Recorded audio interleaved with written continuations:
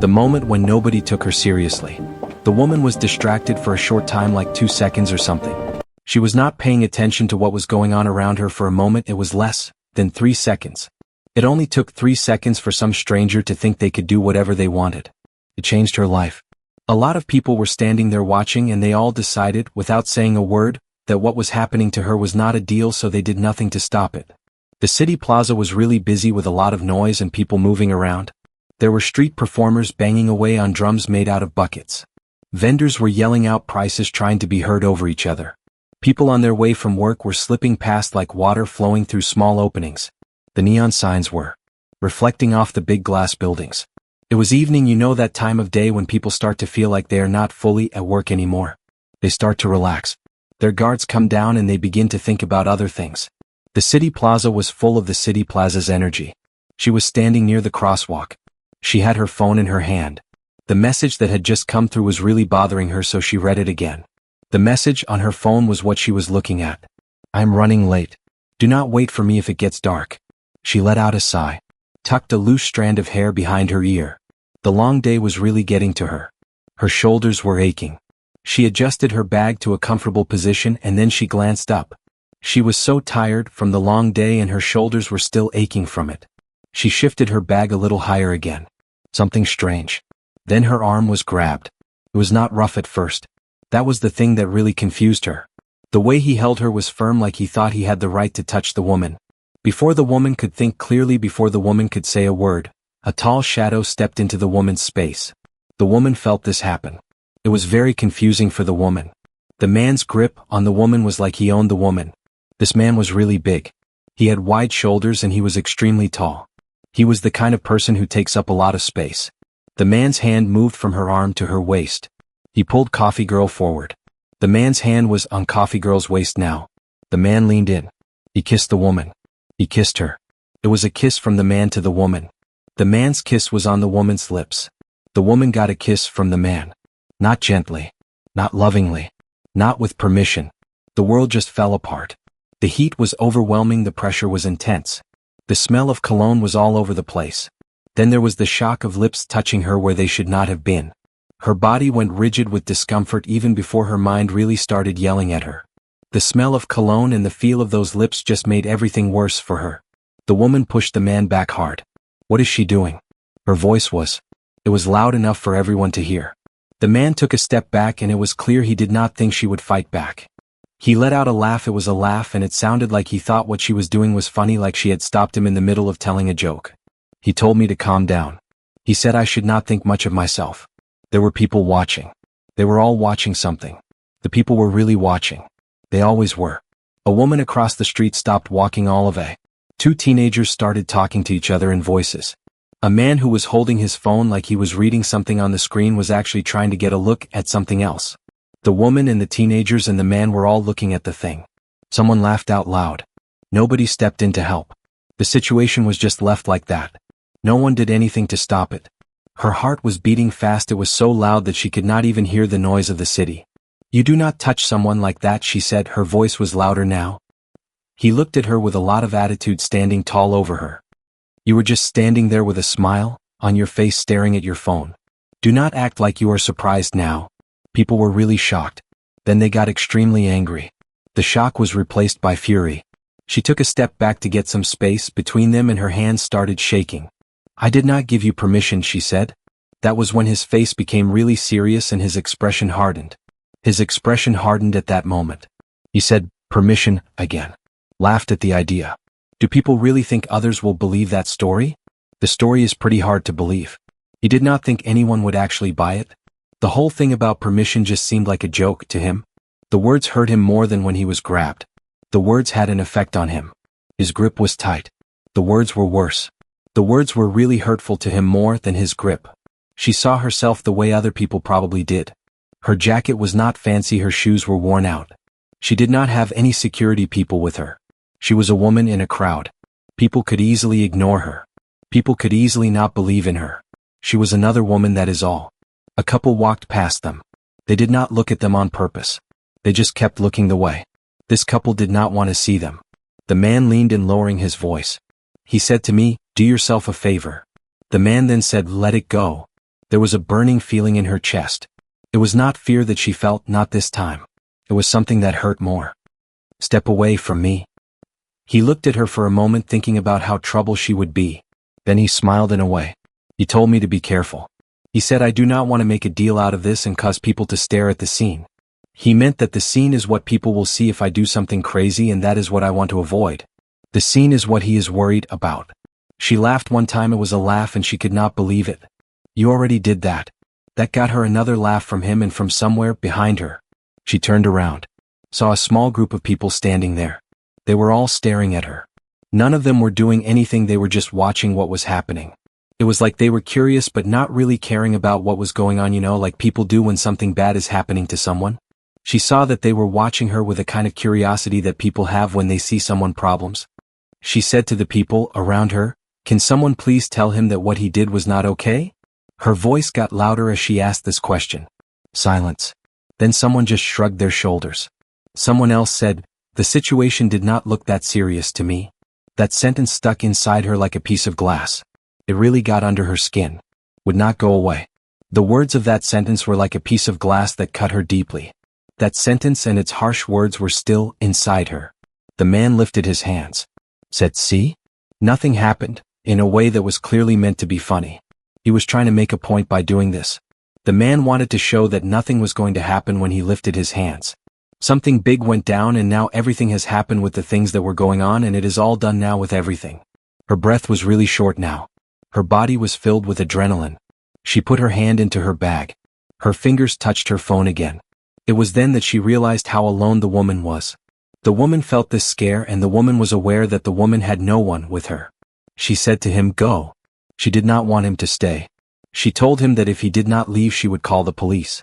The woman was serious, she really meant it when she said "go" before she actually calls the police. That finally took the smile off his face. He asked this in a voice. You know what happens in these situations? It is always one person's word against another person's word. Do you really think they will believe you? He took a step back with his hands up in the air. He was already backing away. This was not because he felt guilty. Because he was thinking carefully about what to do next. "Have a night," he said in a loud voice so that other people could hear what he was saying. "Time, do not lead the people on the people like you did this time with the people. The next time just be honest with the people." The man disappeared into the crowd. He was gone in an instant, surrounded by all those people. You could not see the man anymore. The crowd was very big. The man was gone. Just like that. No consequence. No apology. No justice. The plaza went back to how it was. The music started playing. Cars were moving on the road. People were having a good time. The plaza was lively once more. People in the plaza were walking around, doing their thing just like they did every day. The music in the plaza was really loud and fun. She was standing there still because her body was getting ready for something bad to happen. The bad thing was already gone. She stood there frozen, her body still braced for the danger that had already moved on. The danger was not there anymore. Her body was still ready for it. A woman walked by. Said to me, "Men are like that. Do not take it personally." Someone looked over at her. Said, "At least he was not violent." As if that was the standard. As if survival was gratitude. Her hands were shaking really badly now. She looked down at her phone. Saw that the screen was black. She had been holding her phone tightly, that it had turned off. Her phone had gone dark because she was gripping it hard. She felt like screaming. She felt like crying. She wanted someone, anyone, to see that something was taken from her right in front of everyone. She decided to swallow it. The woman always did that thing. She always did what she wanted to do. The woman always did it her way. She walked away from the plaza with her head held. The experience had taught her that crying in public only made people judge her more. Each step felt really heavy. It was like she was carrying the shock she felt and also the fact that nobody else seemed to care about what happened to her. The experience and the shock and the indifference of everyone were all weighing her down. What the people around her did not know, and what nobody ever took the time to ask, was that the woman was not helpless. The woman was not powerless. Nobody realized that the woman had the ability to do something. The people there just did not understand that the woman was not weak. The woman was actually the woman who was not powerless. Not even close. Tonight she was a woman without any explanation or understanding. People saw her as a woman who gets upset easily. They thought she was overreacting and did not understand what was really going on. The woman was not worth their time, that is what they thought. Tonight the woman was a stereotype. An overreacting woman who misunderstands things. As she turned the corner, the noise faded away behind her. Put her hand on the cold brick wall. Then she closed her eyes. The brick wall was really cold against her palm. She just stood there with her eyes closed, the brick wall against her hand and the noise of the corner fading away from the street behind her. Her breath became steady again. The woman's face changed. Her expression was different now. The look on her face was not the same as it was before. Her expression changed. The softness that people thought was a weakness just disappeared. The softness is really gone now. Down inside of her, a decision was slowly taking shape. It was a thing, but it was very deliberate and it was not going to be stopped. The decision was forming inside of her. The man who thought he could grab her and walk away had no idea what he just started. When people do not say anything, it is sometimes thought that they are agreeing with what's happening. This can be a problem because staying quiet does not always mean that someone is giving their consent to something. The issue of silence being treated like consent is an important one. People need to understand that silence is not the same as consent. When silence is treated like consent, it can lead to problems. The idea that silence means consent is not always true. People should be careful about assuming that someone is agreeing with something just because they are not saying anything. The first night was the hardest. It was not because she was scared. The feeling of being scared had already gone away. Because the world thought she should just keep going like nothing big had happened. The world expected her to move on from this thing that was really important. She was awake in the dark looking at the ceiling while the city was making noise outside her window. The city was. It was hard for her to sleep. Every time she closed her eyes, her body remembered the moment over again without her wanting it to. The grip of the person, the way they got really close to her, the way the crowd just stood there watching and did not do anything to help her. The moment was the city incident. The city incident was what her body kept remembering. The city incident was what she could not forget. What haunted her most was not his face. She kept thinking about something that really bothered her. The thing that haunted her most was the memory of him. It was not his face that stuck with her.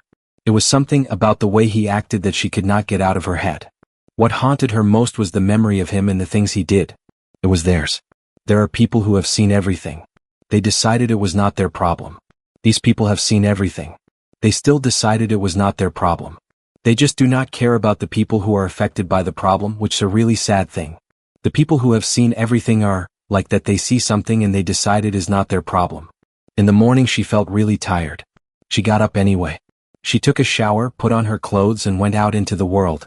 She did all of this with a face which people often thought meant she was weak or did not care, but that was not true. She was just good at hiding how she really felt, and people got the idea about emotional fragility when it came to her, or they even thought she was indifferent, which was not the case with her at all. The day at work started out like any day. I went to the office. Everything seemed normal. The day at work was going to be in one or so, I thought. Emails. Meetings. Deadlines. Nobody checked if she was okay. Nobody paid attention to the pause when a male colleague stood really close to her. Nobody saw that her hands would tighten up whenever people laughed loudly behind her. It was so sharp and sudden. At lunch she finally told someone about what was going on with her. She had been wanting to talk to someone about this for a long time, and now she was actually doing it. The person she told was someone she trusted.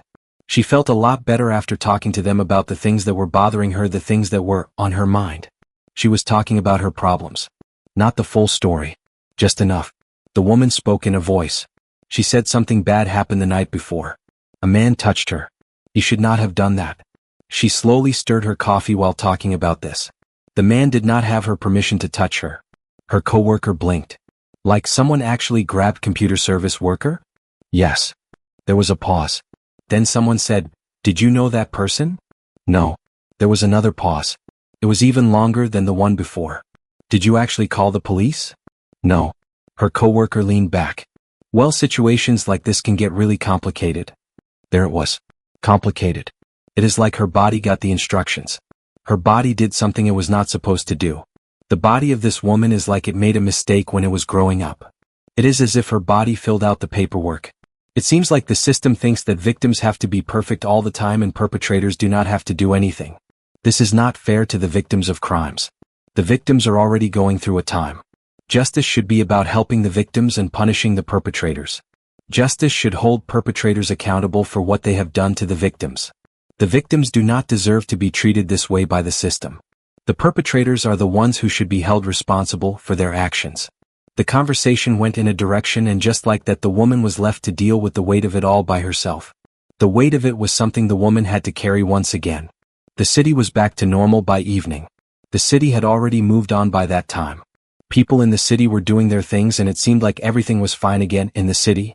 The internet had not changed though. The internet was still the same. Her phone kept buzzing over as she walked home. A page for people who live in her area had put up a video on their page that was not very clear. It was taken from all the way across the plaza. The words under the video said, "Awkward moment at downtown plaza last night eyes."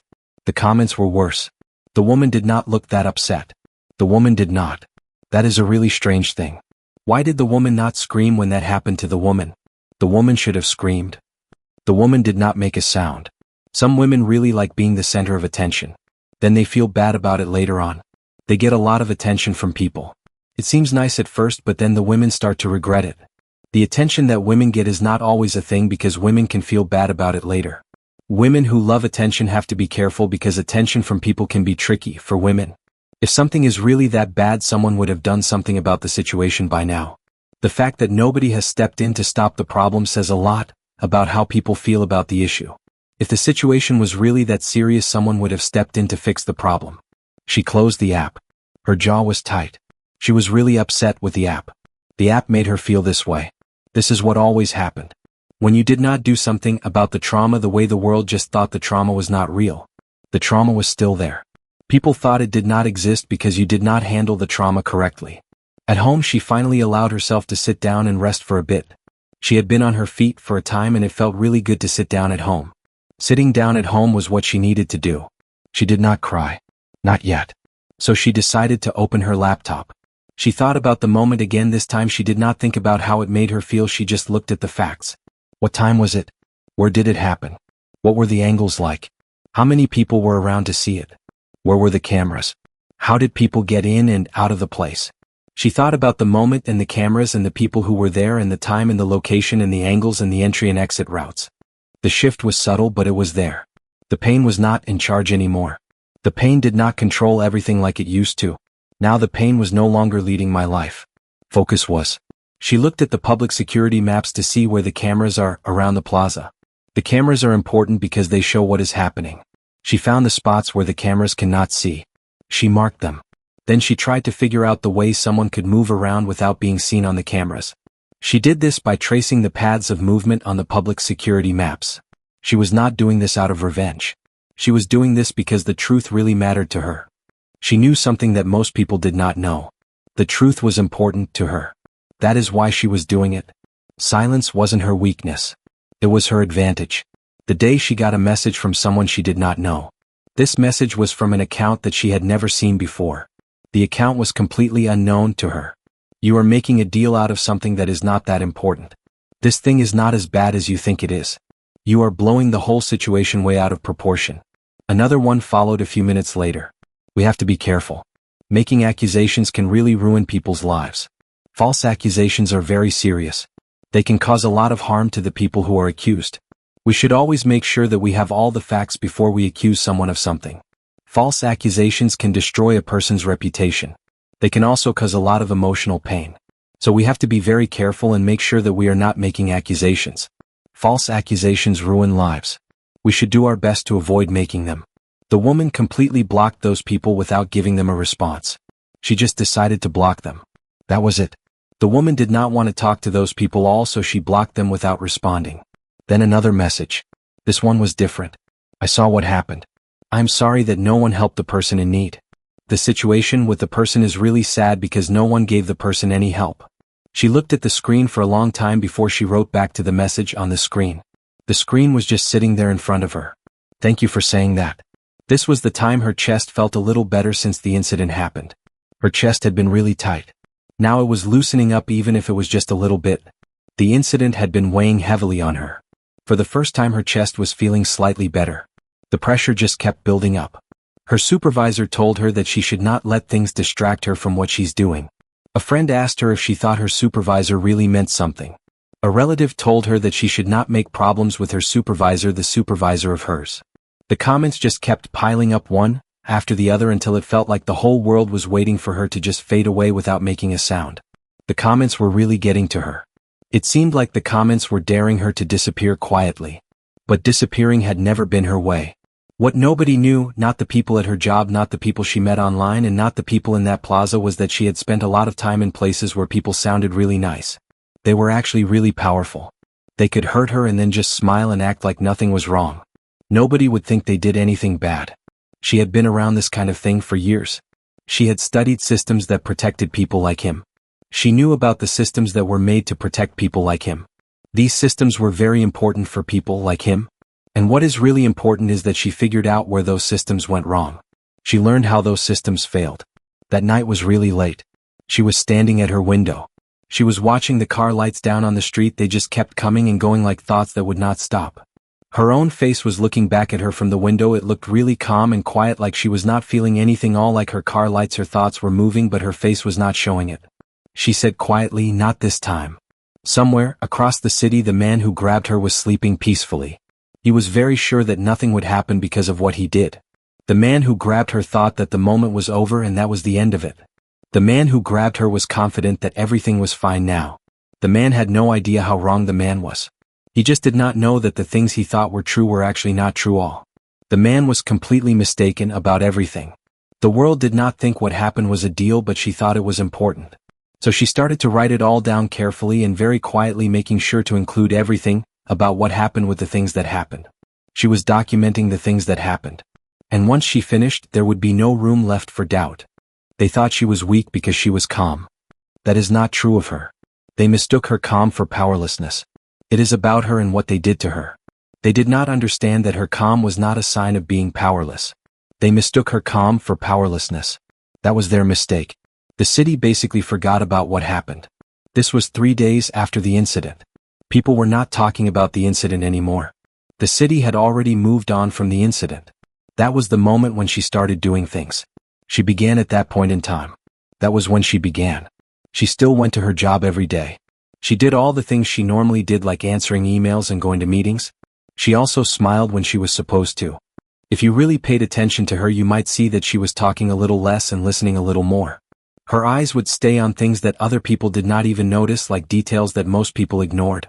She was really looking at the details of her routine and the people around her, like her job and the meetings and the emails. Nobody was really paying attention to what was going on. It seems that no one was watching closely. Most people do not do things like that. People rarely take the time to do it. Inside the place, something was happening in a careful and organized way. The things that were going on were precise and done in a manner. This was all unfolding inside. She had always understood systems. She knew how they were built and how they helped some people. At the time, systems failed others very quietly. Most people figure this out when bad things happen to them. She learned it by studying a lot and working in a way. She also earned the respect of people in rooms where they did not think she was very important at first. She had systems on her mind all the time. This was not the time someone had assumed the woman was harmless. The woman had experienced this situation before where people thought she was harmless. This was the time the company had made that mistake so openly for everyone to see. The company had never made that mistake before in such a way. She did not start with the man. She began with that moment. She thought about the moment. What happened in the moment? The moment was important to her. She walked around the plaza again. This time she wrote down the time of day. She looked at the buses and trains that people take to get. She checked the permits that vendors need to sell things. She looked at what events were happening and when.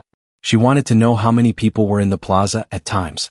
She looked at what people were posting on media, like videos and pictures from different views that she had not seen before in the original video of the plaza. She did not comment. She did not react. The woman put things away in a place. She made sure to store the documents and files so they would not get lost. The woman archived. One clip showed the man entering the plaza 15 minutes earlier. He was walking through people with an unhurried stride. The man was not rushing all. Another clip showed the man watching the woman for seconds before he approached her. The man watched the woman for a time long enough to know what he was doing. This was not something that just happened by accident or because the man was confused. The man knew what the man was doing when the man approached the woman. When you write down what you want to do, it is like that thing can talk for itself. This is what happens with intent. It explains itself when you document it properly. Intent is very clear when you put it in writing. That evening she met with someone she really trusted. That person was very important to her. The woman she was going to meet with was someone she had known for a time. The evening meeting with that someone she trusted was going to be very helpful to her. Not a friend. A professional. The woman and the man sat across from each other in an office. The office had walls lined with certificates and framed commendations. The woman listened to the man without saying a word as he laid out the facts about the situation, the footage that had been taken, and the timeline of what had happened. The woman kept listening to the man as he went over the facts, the footage, and the timeline. When she finished, there was a moment of silence. Now it was quiet. The silence was not very long. Was there? Then the woman said, "You have done work on this case than most lawyers do in a whole week," the woman told the legal team. The legal teams, the woman was talking about the legal teams. However, a better version can be. The woman said, "You have done more work on this case than most legal teams do in a whole week." She nodded. "I do not want a show. I want people to be responsible for the things they do. I want accountability. From the people involved, I want accountability." The woman said to me, "You know what comes with this. There will be people who do not like it. They will question what you are doing, why you are doing it. They will look at you closely and they will not always be nice about it. This is what happens when you do something like this." The woman was talking about the pushback and scrutiny that comes with this. People will ask you a lot of questions. They will not always believe what you say. I'm used to that. Another pause. The woman said, "May I ask what you do for a living?" She was really curious about what the person did. The woman wanted to know about the person's job. What did the person do every day? The woman asked the person about their work. She asked them about their living, and the woman really wanted to know what the person did for a living. She stopped for a moment. It was not because she was embarrassed about what she had to say. The thing is, she had learned from experience that if she told people something soon, it changed the way they heard the rest of what she had to say about it. She had found that people reacted differently to the thing, and it was all about when she told them about it. The woman said, "I am a consultant and that is what I do." The woman smiled. She said, "I thought so." The first letter went out the morning. It was not emotional. It was not threatening. It was factual. The letter talked about what happened. It mentioned the laws that apply to the situation. The letter also talked about evidence that backs up what they are saying. They want the people involved to give an answer to the letter. The letter is asking for a response from the people involved in the incident. In the afternoon, the man's name started to get quietly. It was not in the papers or magazines that people read to find out what is happening with people. Instead, the man's name was being talked about in emails that people sent to each other at work. That was the moment when everything changed. The tone shifted. It was like something was different all of a sudden. The tone shifted. Someone we both know got in touch with me.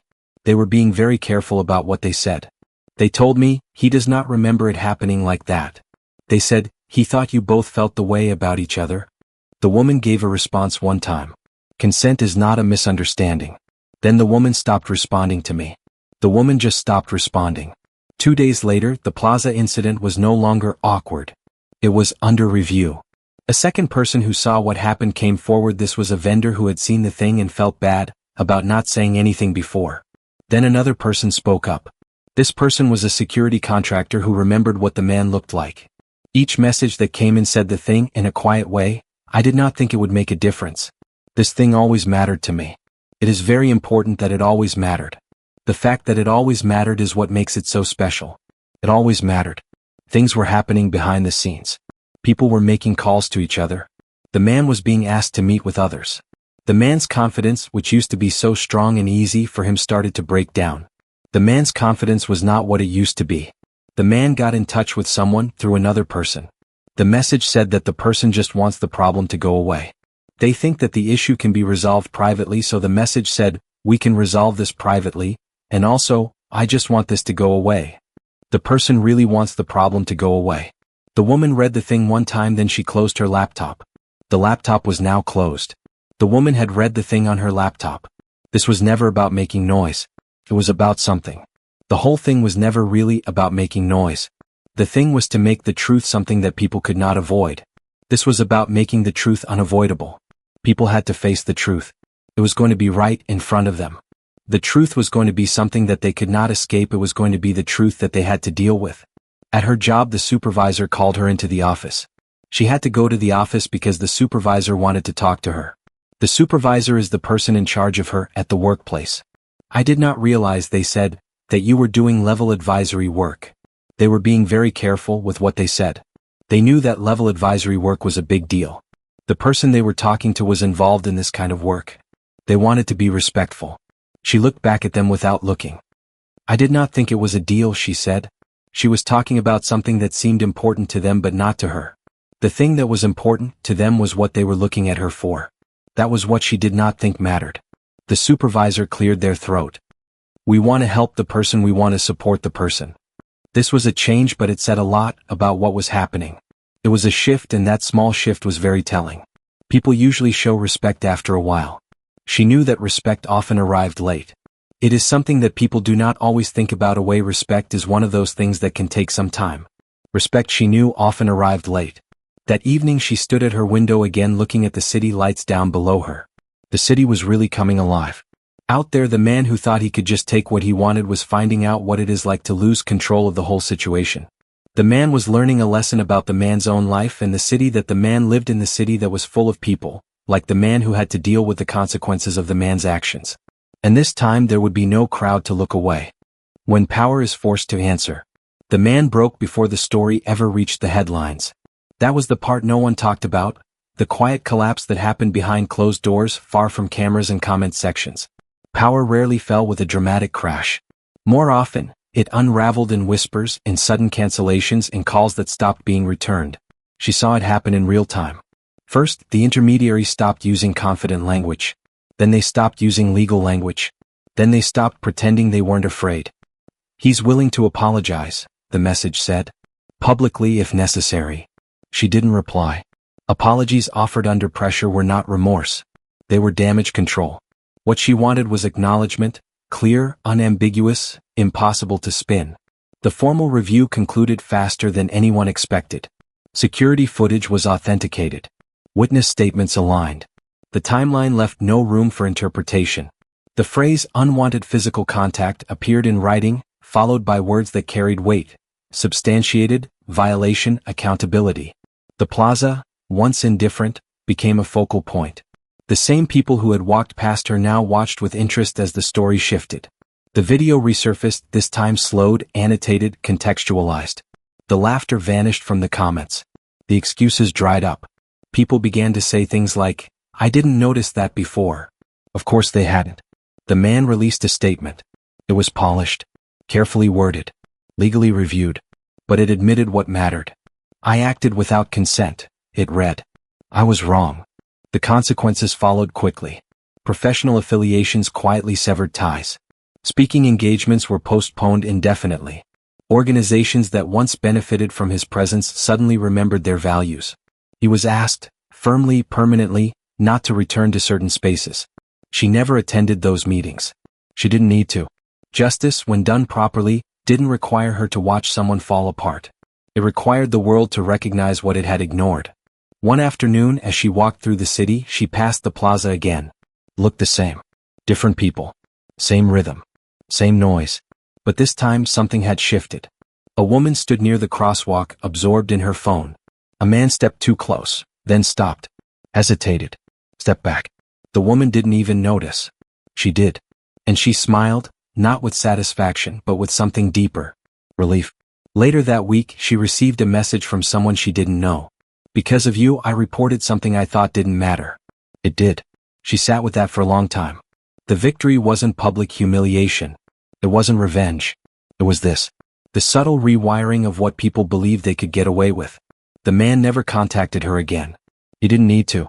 His silence spoke louder than his earlier arrogance ever had. And the city, slow, imperfect but capable of learning, moved forward carrying the lesson with it. She returned to her life not as a symbol, not as a headline, but as herself. Stronger. Heavier with truth.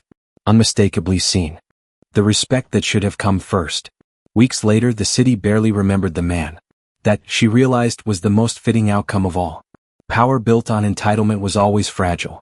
Once stripped of secrecy and silence, it collapsed under its own weight, and then the world moved on as it should. She did not. Not because she was trapped in the past, but because the past had sharpened her sense of purpose. Life settled into a new rhythm. Familiar routines returned, but they felt different now, cleaner, steadier. At work, conversations changed. People listened more carefully when she spoke. Colleagues no longer interrupted or dismissed her observations. Some of that shift came from what they had learned about her professional standing. Most of it came from something else. They had seen what happened when someone refused to be erased. One afternoon, a junior colleague approached her hesitantly. Can I ask you something personal? She nodded. How did you know you'd be believed? She considered the question carefully. I didn't, she said. I just knew the truth was worth documenting. That answer stayed with the young woman long after the conversation ended. So did the story. It traveled quietly, through offices, group chats, late-night conversations between friends. It wasn't told with drama anymore. It was told as a lesson. Someone tried to take something that wasn't offered. She didn't disappear. The system worked because she forced it to. One evening she returned to the plaza, not to reclaim it but to release it. The same lights glowed. The same music drifted through the air. But now she walked through without tension coiled in her shoulders. She stood where it had happened and felt nothing but the steady beat of her own breath. A man nearby laughed too loudly. A couple argued softly. Life unfolded in all its ordinary imperfection. She realized then that healing didn't mean forgetting. It meant reclaiming space without fear. As she turned to leave, she noticed a small sign newly posted near the plaza entrance, part of an initiative the city had quietly implemented. This is a consent-respected public space. Unwanted contact will be addressed. It wasn't grand, but it mattered. She walked home under the streetlights, her reflection stretching long across the pavement. Somewhere behind her, the past stayed where it belonged. Ahead of her, possibility waited. She had never wanted power over others. She had wanted respect. And in standing up for herself, she had made room for others to do the same. That was the real justice. Not punishment, but change.